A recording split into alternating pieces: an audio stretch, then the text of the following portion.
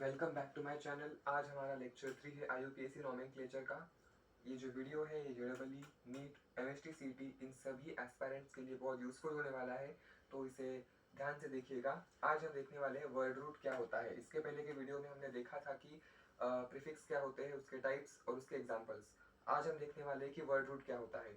तो word root हमें बताता है about number of carbon atoms in the parent carbon chain, यानी कि जो मेन चेन है हमारी उसमें कितने कार्बन एटम्स है उसके बारे में जो हमें बताता है वो वर्ड रूट होता है। एक बात यहाँ ध्यान रखिए, word root doesn't tell us about the number of carbon atoms in the whole compound. पूरे कंपाउंड में कितने कार्बन एटम्स है उसके बारे में वर्ड रूट नहीं बताता है, लेकिन सिर्फ मेन चेन में, प्रिंसिपल चेन में कितने कार्बन एटम्स है उसके बारे में ही हमें वर्ड रूट बताता है। तो एक मिसकंसेप्शन है, उसे दूर कर लीजिएगा। और चलिए अब एग्जांपल्स देखते हैं कुछ। समझो मेरे पास एक कंपाउंड है, इस कंपाउंड में लॉन्गेस्ट चेन जो है वो 6 कार्बन एटम्स की है, इसीलिए यहाँ पर जो वर्ड रूट यूज होगा 6 कार्बन एटम्स के लिए वो होगा हेक्स। ये जो कंपाउंड है, इस कंपाउंड में जो भी मेन चेन हमारे पास है वो मेन चेन 1, 2, 3 और 4 कार्बन एटम्स की है, इसीलिए यहाँ पे जो वर्ड रूट यूज होगा वो होगा 4 एटम्स के लिए ब्यूट। फिर यहाँ पे मेन चेन जो है हमारे पास ये साइकिल है और इस रिंग में हमारे पास 5 कार्बन एटम्स है, इसीलिए 5 कार्बन एटम्स के लिए जो वर्ड रूट यूज होगा वो मेरे पास होगा पेंट। हमने कुछ एग्जांपल्स देख लिए, अब चलिए हर एक नंबर ऑफ कार्बन एटम्स के लिए हम वर्ड रूट देख लेते हैं। इसे नोट डाउन कर लीजिए। आपने नोट डाउन कर लिया होगा। चलिए हम IUPAC नोमेनक्लेचर के जो भी वर्ड रूट हमें काम आएंगे इन एग्जामिनेशंस में उन्हें देख लेते हैं।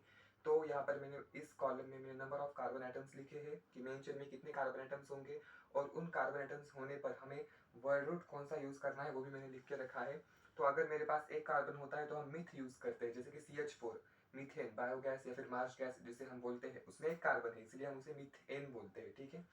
और उसका फेमस एग्जाम्पल सेकेंड, 2 कार्बन के लिए इथ, 3 कार्बन एटम्स के लिए प्रोप, 4 के लिए ब्यूट, 5 के लिए पेंट, 6 के लिए हेक्स, 7 के लिए हेप्ट, 8 के लिए ऑक्ट, 9 के लिए नोन, 10 एटम्स के लिए डेक, 11 के लिए अनडेक, 12 के लिए डोडेक, 20 अगर कार्बन एटम्स होते हैं तो उसे आइकोस या फिर ई आइकोस भी हम बोलते हैं, और अगर 30 है तो उसे ट्राइकॉन्ड बोलते हैं, और अगर 40 कार्बन एटम्स मेन चेन में होते हैं तो उसे टेट्राकॉन्ड बोलते हैं।